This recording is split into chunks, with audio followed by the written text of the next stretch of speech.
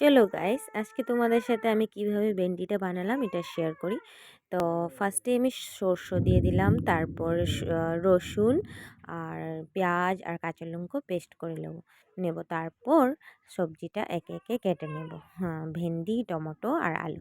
তারপর আলুটা ফোড়নে দেব তেল আর শুকনো লঙ্কা, তেজপাতা আর পাঁচফোড়ন দিয়ে লাড়াচাড়া করে তারপর আলুটা দিয়ে দেব।